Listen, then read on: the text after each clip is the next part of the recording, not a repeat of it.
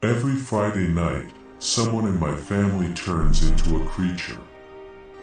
It's been happening every week ever since I turned 15. After midnight, the first person to come downstairs transforms. It always comes for me. I'm the closest person since I stay in the single bedroom downstairs. Everyone else stays in the rest of the rooms upstairs. The first night it happened, I was scrolling on my phone past midnight, taking a break after finishing my homework. I heard my mom's footsteps come down the stairs but didn't give it much attention. Around this time, it wasn't unusual for her to get a cup of water or clean up things left on the kitchen table. I heard the clink of her cup and the flow of water. Next, a moment of silence, and then another clink when she put the cup down. Then, her footsteps suddenly quickened into a flurry of pitter-patters. Like someone flipped a switch, she was suddenly walking faster than humanly possible. Towards me. I dropped my phone. My mind scrambled to react. Her figure emerged from the door. She looked, well, different, to say the least. Her limbs stretched out on either side of her body, making her arms and legs equal length. The nails on her fingertips elongated to look like claws. Running on all fours, her hair was in thin, long strands, and was black, which differed from its usual brown color. Her back bent in an unnatural way where you can see her spine and shoulder blades pop out when she walked, like the way a lion or a tiger looks when they move. She looked like she was made out of skin and bones, making her regular clothes sagged off of her impossibly skinny new form.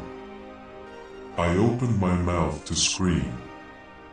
She lunged at me. The moment she grabbed me, I went still. Pain seared down my arm. My mom, or whatever she turned into, stepped back to analyze me. It took me a second to figure out I wasn't frozen in fear, but just frozen. I couldn't move my body, no matter how much I tried. My mind was panicked, but my body couldn't express it, nor could I cry. The creature walked out of the room. I didn't start moving again until a full 24 hours later. I couldn't eat or sleep, I was just frozen in time. The entirety of Saturday, my family lived on without me. In the afternoon, my sister walked into my room where I still sat. Help me, I thought. Please tell me what is happening. Instead, she turned towards my empty desk chair, greeting me and asking a question. After a moment, she responded to an answer like I was there. I wasn't sure what they were seeing, but it's clear that they were seeing and living with another me living my life for me. When I was released on Sunday a little after midnight, I tried asking my parents about the situation. They told me to stop making up stories. There were large gashes on my arm where the creature had grabbed me. I still have scars there. My family acts like it's always been there. Over the next few days, I stationed myself near my bedroom door every night, listening closely to every little movement after 12. I came to learn that this only happened on Friday nights and anyone in my family could turn into the creature, not just my mom.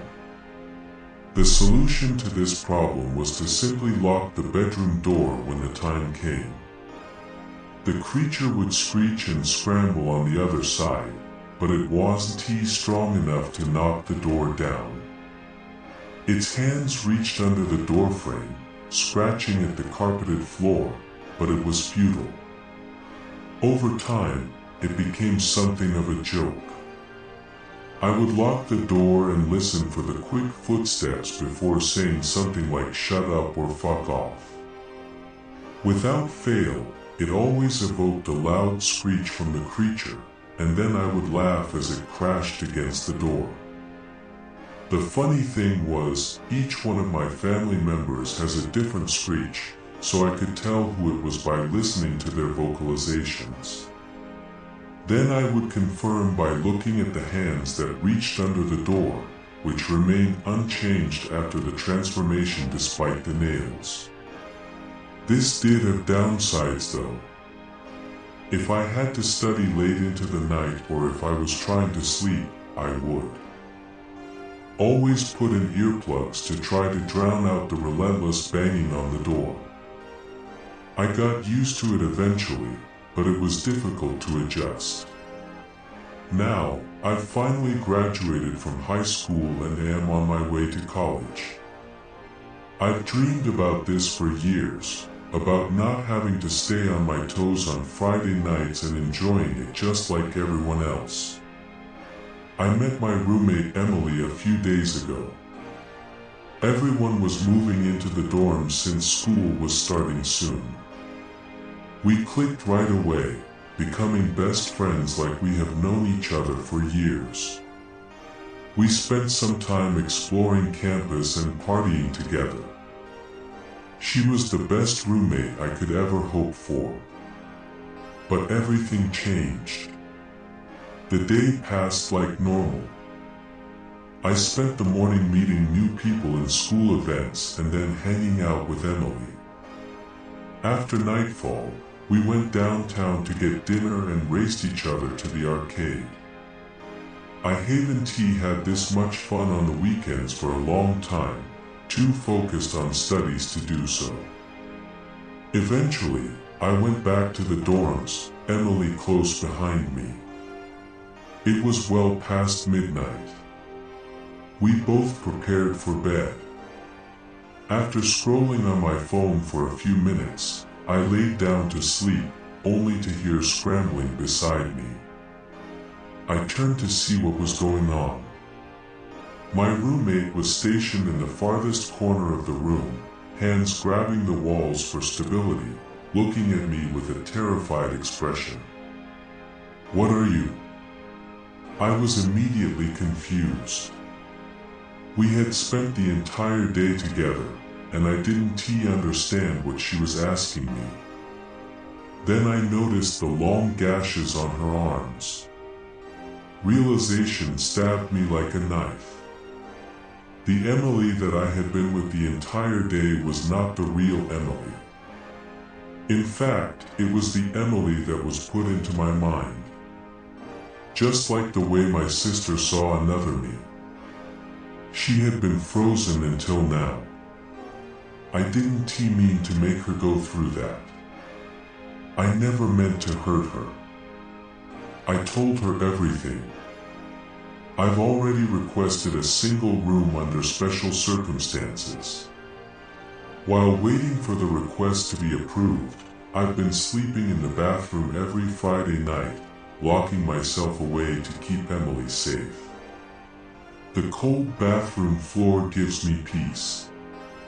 It ensures that I won't be able to hurt anyone ever again, on top of taking a day out of their lives. I'm sure I won't be able to live a normal life now. Maybe it's better if I'm locked up forever.